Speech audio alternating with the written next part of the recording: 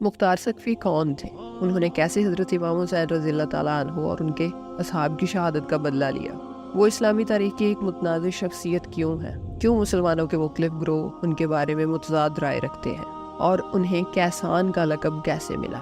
یہ سب ہم جانیں گے آج کی ویڈیو میں۔ تو ویڈیو شروع کرتے ہیں۔ 6 سال ہوئی۔ وہ پیدا تو طائف میں ہوا، لیکن اس کی پرورش مدینہ المنورہ میں ہوئی۔ اس کا نام مختار اور کنیت ابو اسحاق تھی۔ اس کا تعلق بنی حوازن کے قبیلہ ثقیف سے تھا، اس لیے انہیں مختار سقفی بھی کہا جاتا ہے۔ ان کے والد کا نام ابو عبیدہ سقفی تھا۔ جس وقت مختار سقفی کی عمر 13 سال تھی، وہ جنگ جسر کے لشکر میں شامل تھا۔ وہ میدان میں بھی جانا چاہتا تھا، لیکن اس کے چچا نے اس بات سے انہیں منع کیا۔ جنگ قادسیہ میں ابو عبید سقفی یعنی ان کے والد اور ان کے 3 بھائی شہادت کے مرتبے پر فائز ہوئے۔ جب حضرت مسلم بن عقیل رضی اللہ تعالیٰ عنہ کو کوفہ کے حالات جاننے کے لیے بھیجا گیا تو انہوں نے پہلے قیام مختار سقفی کے ہاں ہی کیا تھا، لیکن مختار سقفی کو ابن زیاد نے گرفتار کر لیا۔ اس طرح حضرت مسلم بن عقیل رضی اللہ تعالیٰ عنہ ہانی بن عروہ کے گھر تشریف لے گئے۔ ان کو بھی بعد میں گرفتار کر کے شہید کروا دیا گیا تھا۔ مختار سقفی اس وقت زندان میں تھا جب واقعہ کربلا پیش آیا۔ جب حضرت امام حسین رضی اللہ تعالیٰ عنہ کو شہید کر دیا گیا اور ان کا سر مبارک ابن زیاد کے ایک دربار میں لایا گیا تو ابن زیاد نے خاص طور پر مختار سقفی کو حضرت امام حسین رضی اللہ تعالیٰ عنہ کا سر دکھایا، اور مختار سقفی اس وقت انتہائی غصے میں آ گیا۔ اس نے اپنے سر کو دیواروں میں مارا۔ اس نے قسم کھائی کہ وہ حضرت امام حسین رضی اللہ تعالیٰ عنہ اور ان کے ساتھ شہید ہونے والے دیگر اصحاب کا بدلہ ضرور لے گا۔ مختار سقفی کے بارے میں ایک اور اہم بات کہ حضرت عبداللہ بن عمر رضی اللہ تعالیٰ عنہ اس کے بہنوئی تھے، یعنی اس کی بہن کی شادی حضرت عبداللہ بن عمر رضی اللہ تعالیٰ عنہ سے ہوئی تھی۔ 2 بار اس کو پکڑا گیا اور دونوں بار حضرت عبداللہ بن عمر رضی اللہ تعالیٰ عنہ کی مداخلت کی وجہ سے اس کو آزاد کر دیا گیا۔ جب حضرت امام حسین رضی اللہ تعالیٰ عنہ کی شہادت ہو گئی، اس کے کچھ عرصہ بعد حضرت عبداللہ بن عمر کی کوششوں سے اسے رہا کر دیا گیا، لیکن ابن زیاد نے ساتھ میں یہ بھی حکم دیا کہ یہ 3 دن سے زیادہ کوفہ میں نظر نہ آئے۔ اگر یہ 3 دن کے بعد نظر آیا تو پھر یہ اپنی ہلاکت کا خود ذمہ دار ہوگا۔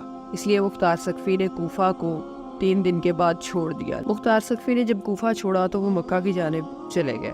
وہاں پر عبداللہ بن زبیر رضی اللہ تعالیٰ عنہ کی بیعت کی اور اس شرط پر بیعت کی کہ تمام کاموں میں ان سے مشاورت کی جائے گی۔ لیکن جب یزید کے سپاہیوں نے مکہ پر حملہ کر کے اسے محاصرے میں لیا تو مختار نے عبداللہ بن زبیر کے ساتھ یزید کی فوج سے مقابلہ کیا، لیکن جب عبداللہ بن زبیر نے خلافت کا دعویٰ کیا تو مختار سقفی ان سے الگ ہو گئے اور کوفہ جا کر اپنے قیام کی تیاریوں میں مصروف ہو گئے۔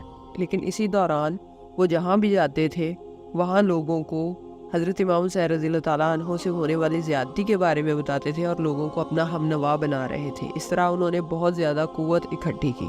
جب تحریک توابین نے عروج پکڑا اس وقت بھی مختار سقفی جیل میں تھے۔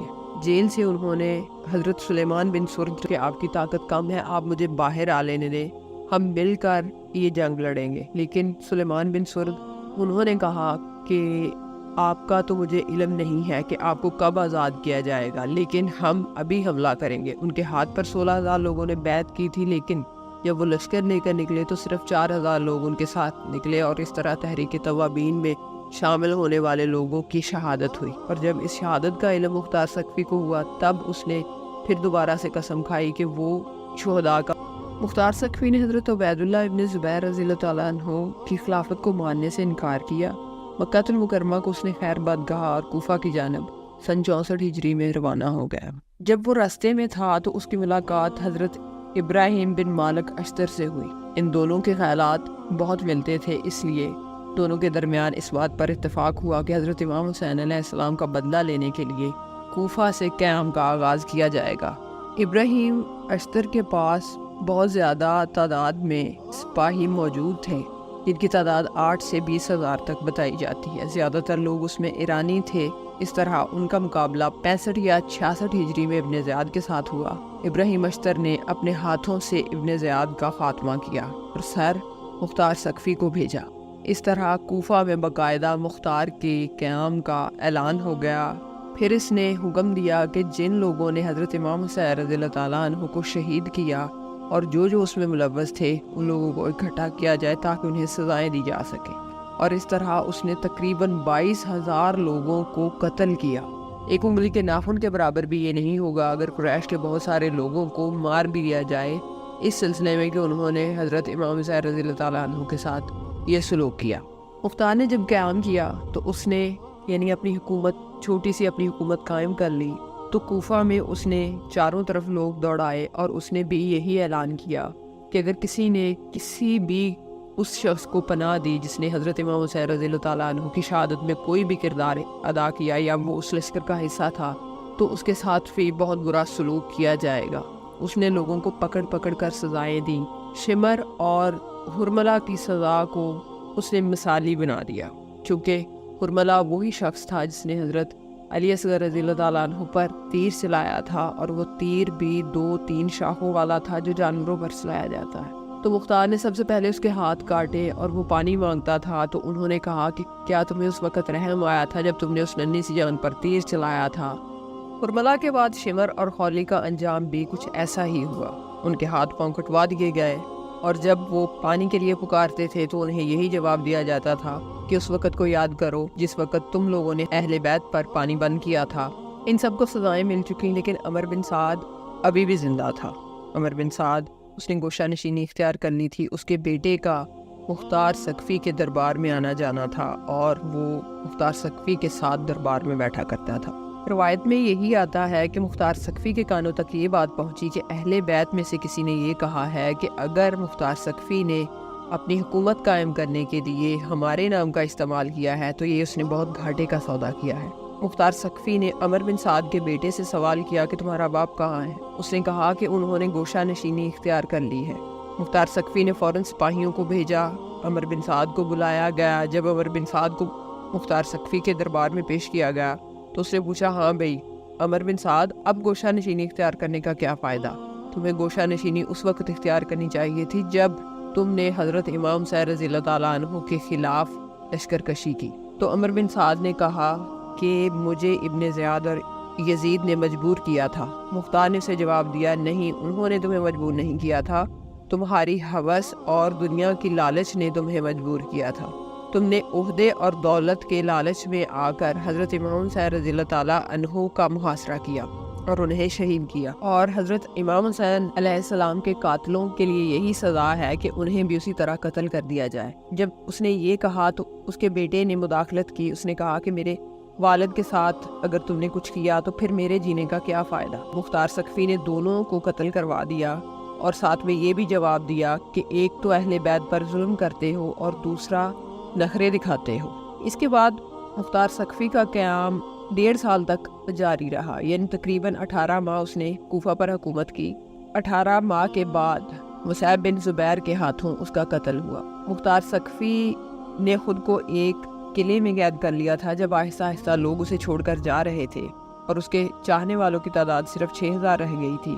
وہ محصور ہو کر رہ گیا تھا، لیکن مصعب بن زبیر کے سامنے پیش کیا اور کہا کہ میری زندگی کا مقصد پورا ہوا۔ میں نے قسم کھائی تھی کہ میں حضرت امام حسین علیہ السلام کے قاتلوں سے بدلہ لوں گا، وہ میں نے لے لیا، اب میری زندگی کا کوئی مقصد نہیں۔ اب آ جاتے ہیں دوسرے پہلو کی طرف، جو کہ پہلے بیان کیا گیا تھا کہ مختار ثقفی کو ایک متنازع شخصیت کیوں سمجھا جاتا ہے، کیوں مسلمانوں کے مختلف گروہوں میں اس کے بارے میں متضاد رائے پائی جاتی ہے۔ صحیح مسلم شریف کی ایک حدیث مبارکہ ہے کہ بنو ثقیف میں ایک کذاب ہوگا اور ایک جابر حاکم ہوگا۔ یہ صحیح مسلم شریف کی حدیث کا مفہوم ہے۔ تو گمان یہی کیا جاتا تھا کہ مختار ثقفی ہی وہ کذاب ہے۔ اس کے بارے میں وہ یہ دلیل دیتے ہیں کہ اس نے اپنی زندگی میں نبوت کا دعویٰ کیا تھا، لیکن اس کے بہت زیادہ شواہد نہیں ملتے، اور وہ جو جابر حکمران کے بارے میں بات کی گئی تھی وہ حجاج بن یوسف تھا۔ ایک اور متنازع بیان اس کے بارے میں یہ بیان کیا جاتا ہے کہ جب اس نے عمر بن سعد، شمر وغیرہ کو قتل کیا تو اس نے ان کے سر حضرت امام زین العابدین رضی اللہ تعالیٰ عنہ کو بھیجے، اور انہوں نے مختار ثقفی کے لیے دعائے خیر کی تھی کہ اس نے حضرت امام حسین علیہ السلام کا بدلہ لیا۔ لیکن اس کو بھی متنازع اس طرح کہا جاتا ہے، وہ کہتے ہیں کہ یہ بھی اس نے حضرت امام زین العابدین رضی اللہ تعالیٰ عنہ کے بارے میں جھوٹ بولا ہے کہ انہوں نے اس کے لیے دعا فرمائی ہے۔ دوسرا ایک اور بیان کہ حضرت امام باقر علیہ السلام کہتے ہیں کہ مختار کو برا مت کہو کیونکہ اس نے ہمارے شہداء کا بدلہ لیا۔ اب اس کے بارے میں بھی بعض علماء کا خیال ہے کہ یہ بھی ایک غلط بیانی ہے جو مختار ثقفی نے کی۔ مختار سقفی کے حق میں دلیل دینے والوں کے پاس ایک دلیل یہ بھی ہے کہ چونکہ اموی خاندان اور دوسرے لوگ جو کہ کوفہ میں رہائش پذیر تھے اور جن کے لوگوں نے حضرت امام حسین رضی اللہ تعالیٰ عنہ کی شہادت میں کوئی کردار ادا کیا تھا، وہ لوگ مختار سقفی کے خلاف تھے، اس لیے انہوں نے اس قسم کی جھوٹی افواہیں پھیلائیں۔ واللہ عالم کہ ان میں سے کس کا نظریہ درست ہے، لیکن ایک بات تو اٹل حقیقت ہے کہ مختار سقفی ہی وہ شخص ہے جس نے حضرت امام حسین علیہ السلام اور ان کے اصحاب کا بدلہ لیا۔ آپ کو تمام انفارمیشن کیسی لگی نیچے کامنٹ باکس میں کامنٹ ضرور کیجیے گا، اور اگر آپ جاننا چاہتے ہیں کہ محرم الحرام میں حضرت امام حسین رضی اللہ تعالیٰ عنہ کی روضہ اقدس کے اندر کربلا کی خاک کیوں بچھائی جاتی ہے، تو اس کے لیے آپ کو دیکھنا پڑے گی میری اگلی ویڈیو۔ اپنا اور اپنے چاہنے والوں کا بہت خیال رکھیے گا۔ اب تک کے لیے اتنا ہی، انشاءاللہ اگلی ویڈیو کے ساتھ آپ کی خدمت میں حاضر ہوں گے۔ تب تک کے لیے اجازت دیجیے، اللہ حافظ، السلام علیکم۔